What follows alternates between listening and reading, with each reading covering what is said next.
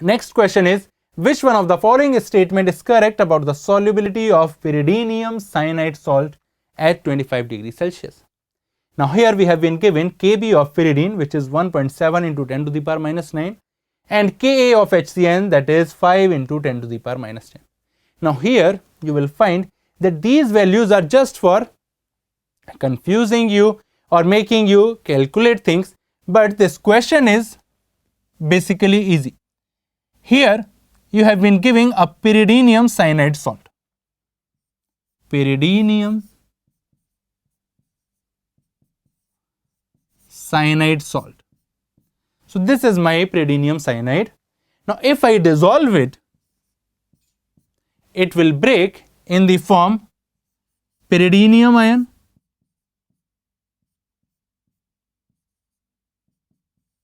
and cyanide ion.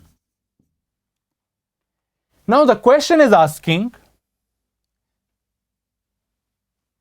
that what about the solubility of salt is more in pure water than in a solution of HCl and HCN of pH3. Here we have to look for the correct option.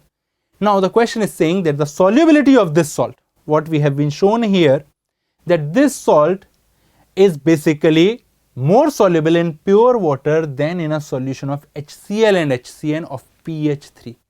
Now you see, here we have HCl and we know HCl dissociate completely. Now if HCl dissociates completely, we have large excess of H plus ion. And if we have large excess of H plus ion, what do?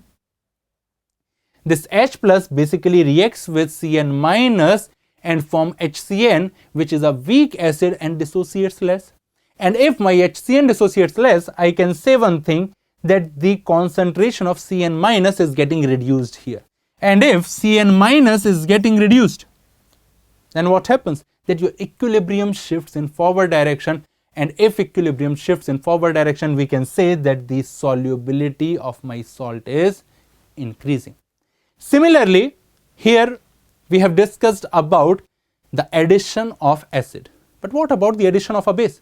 Now if I add base here, then what happens? That base abstract this H plus. A strong base have a tendency to abstract this H plus, and if this H plus is abstracted, we get this pyridine.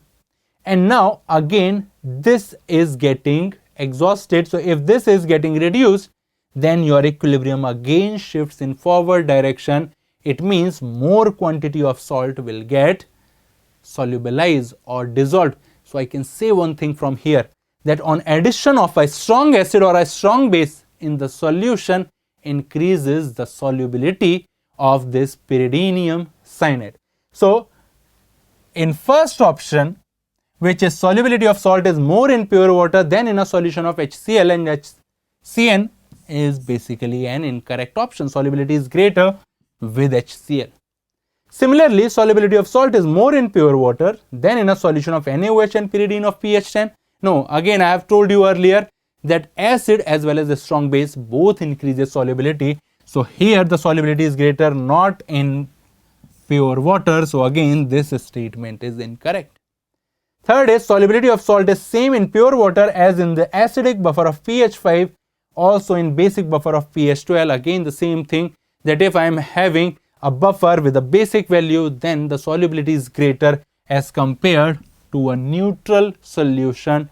So this is again an incorrect option. And last option is solubility of salt is less in pure water. Yes, it is less than in a solution of NaOH and pyridine of pH 10, and also in HCl and HCN of pH 3. So yes, this is my correct option.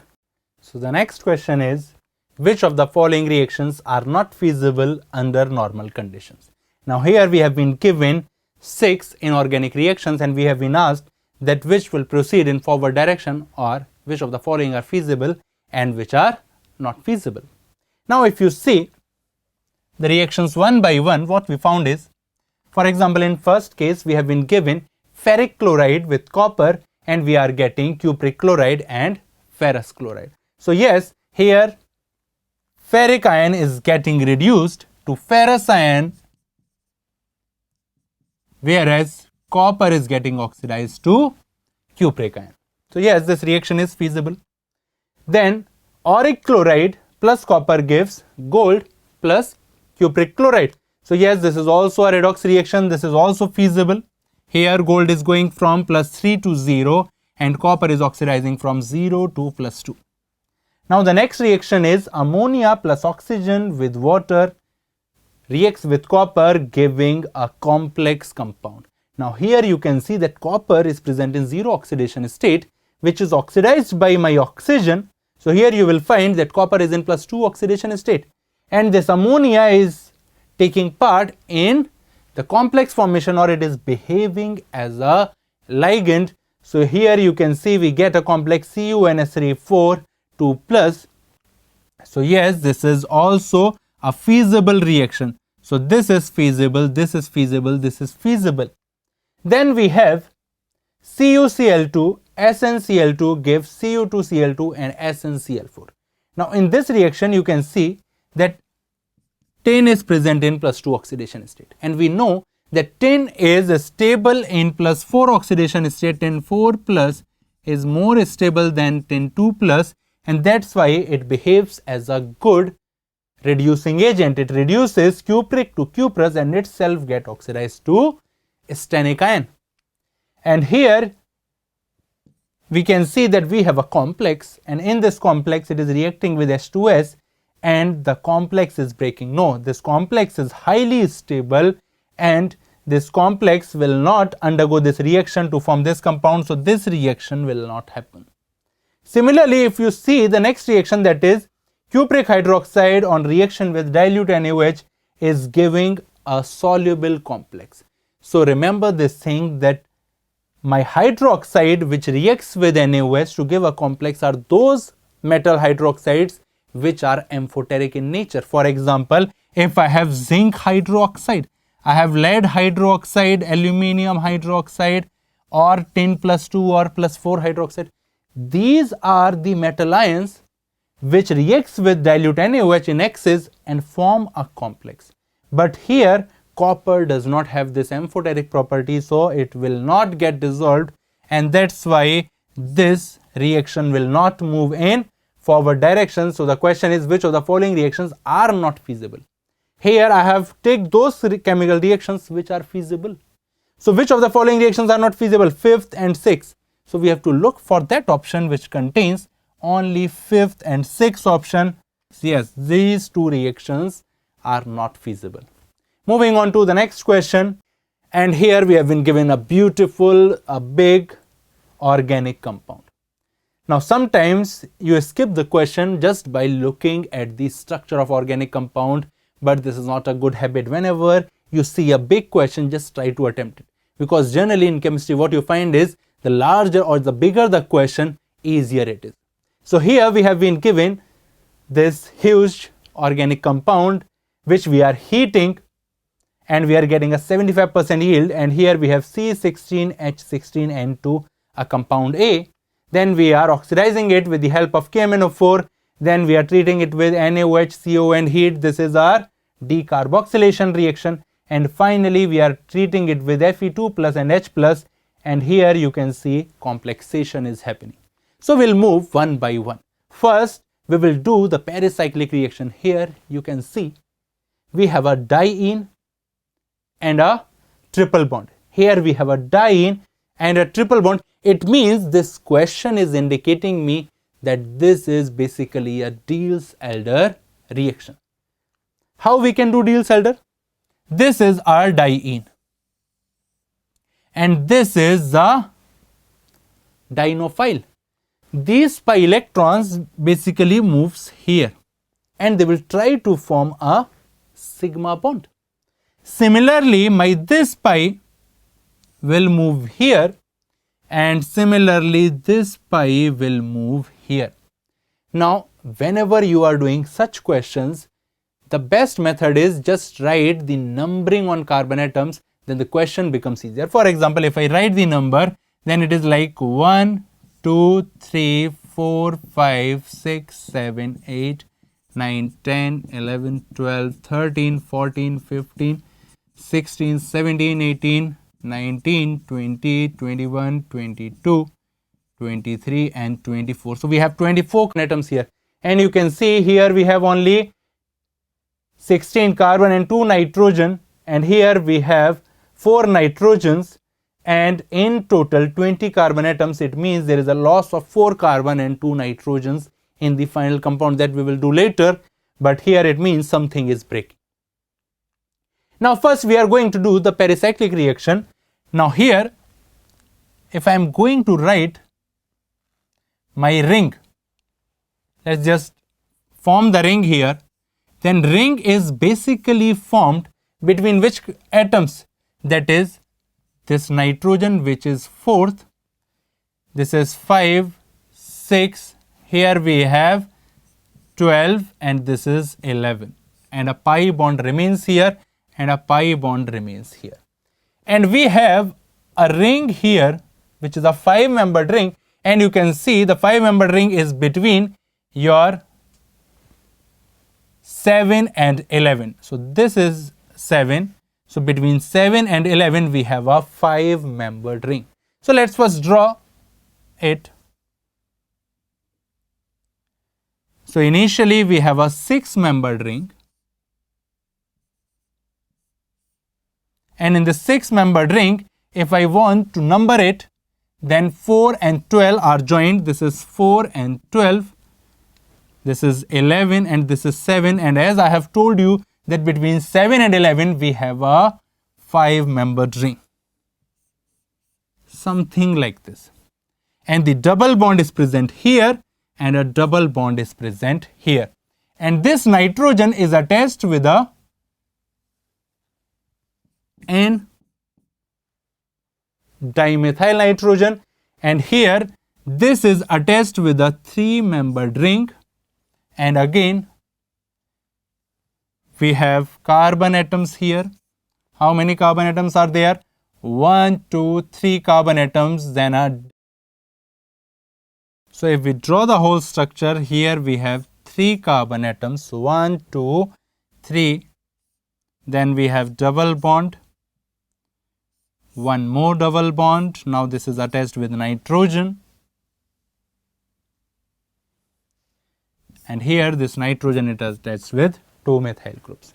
Now here we have a diene also. So this is 13, 14, 15, 16, 17, 18, 19, 20, 21, 22, 23 and 24 atoms. Now here my 13 carbon is joined with this 21 and 14 is going to join with this 18. Now just remember one thing, I have shown the formation of these two rings separately, that first this is formed, but in actual both form simultaneously, but only for your ease, so that you can see clearly that which bonds are joining.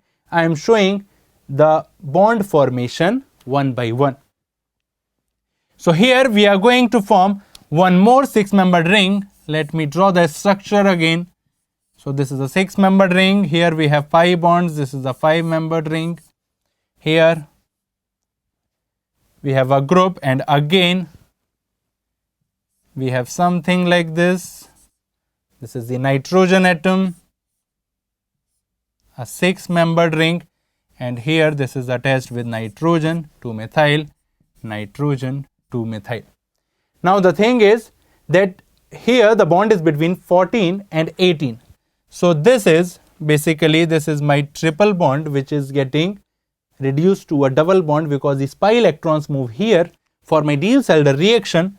So here we have a pi bond between 13 and 14 is going to join with 18, and this is your 19, 20, and this is 21, and between this 19 and 20 there is this pi bond formation. If I show this like this, so this is a way of electron movement. This pi moves here, these pi move here. So between 19 and 20 there is a pi bond, and the 5-membered ring is between 14 and 18. So there is a 5-membered ring. Now this is the structure of the compound formed. Now here you can see that the compound is not aromatic, and this heat is supporting that the compound becomes aromatic. So that's why the hydrogen on these atoms, these electron move here, this pi moves here, and this group leaves. Similarly, something like this happens in this case also, that these electrons moves here, this pi moves here, and this one leaves. So finally what we get here is a 6-membered ring. Here also we have a 6-membered ring. So this is the nitrogen, and here we have double bond and a 5-membered ring here and a 5-membered ring here. And here this is also aromatic in nature. So this is the final product, that is A. Now this A reacted with KMnO4 in basic medium on heating. Now this group will get oxidized, and what we obtain from here is that if I do the oxidation of this compound with KMnO4 KOH on heating, what I will get is 2 6-membered rings,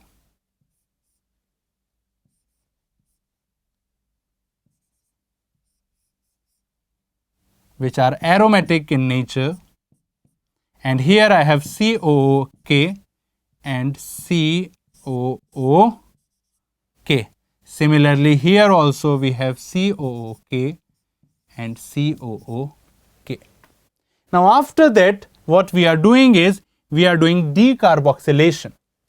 Now on decarboxylation, that is CaO with NaOH on heating, what happens that these groups leaves and we are left with only bipyridine.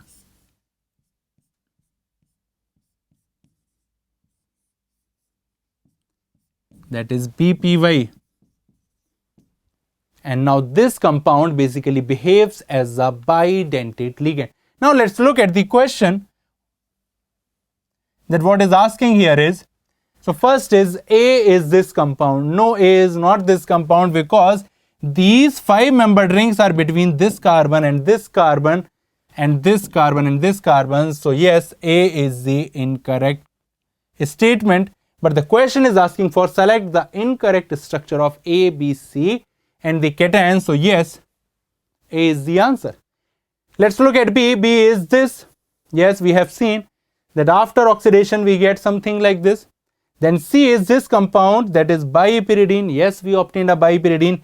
And finally my cation is that when bipyridine reacts with iron, it forms a octahedral complex of FeBpY thrice 2+. So these all are correct statement, but we have to look for the incorrect one. So this is the correct answer and these are incorrect answers. So the correct option is A. So we'll move on to next question.